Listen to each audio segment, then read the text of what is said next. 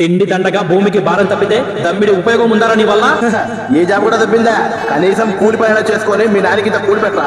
నీలాంటి నష్టజాతకుని నేను ఎక్కడా చూడలేదురా. నీ ప్లేస్ లో నేనుంటే ఎప్పుడో ఊరేసుకుని చచ్చుంటా. చచ్చేంత కష్టం ఏమొచ్చిందని నేను అడగను, కానీ నువ్వు చస్తే నీ కన్న వాళ్ళ కడుపు కొత్తను ఎవరు తీరుస్తారా? ఇంకేం చేయమంటారా? పోయిన ప్రభుత్వంలో ఒక్క జాబ్ నోటిఫికేషన్ లేకుండా ఖాళీగా ఉన్నా.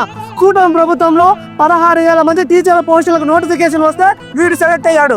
6,000 కానిస్టేబుల్ పోస్టులకి నోటిఫికేషన్ వస్తే అందులో నువ్వు సెలెక్ట్ అయ్యావు. కానీ రెండిట్లో అప్లై చేసిన నేను రెండిట్లో ఫెయిల్ అయిపోయాను. అందుకే నేను చస్తే కనీసం నా కన్న వాళ్ళకి నా కంచెం బరువైన తగ్గించిన వాడిని అవుతాను. చస్తే కొంచెం బరువు తగ్గుతుందని తెలిసిన నీకు తల్లిలతో వాళ్ళ గుండె బరువు పెరుగుతుందని గుర్తురాలేదా? ఫెయిల్యూర్ అని బంధువులు బంధువులు పీక్కు తింటున్నారా? నారా లోకేష్ గారి క్యాడర్ ఏంట్రా? ఐటీ అండ్ విద్యాశాఖ మంత్రి 90,000 మెజారిటీతో గెలిచిన మంగళగిరి ఎమ్మెల్యే. ముందు అదే మంగళగిరిలో ఘోరంగా ఓడిపోయాడు. 40 ఏళ్ల నుంచి అక్కడ తేదపై గెలవలేదు. గెలుపు రాదు వేరే నియోజకవర్గంలో నిలబడు అని చంద్రబాబు గారు చెప్పినా వినకుండా ఓడిపోయిన చోట నిలబడి 90,000 మెజారిటీ కొట్టి చూపించాడు.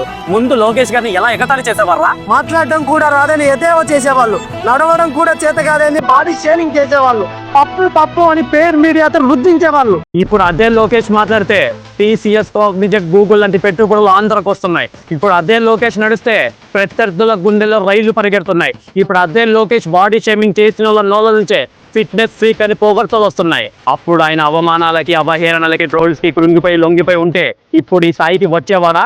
ఐటీ విద్యాశాఖలో మార్పులు తెచ్చేవారా?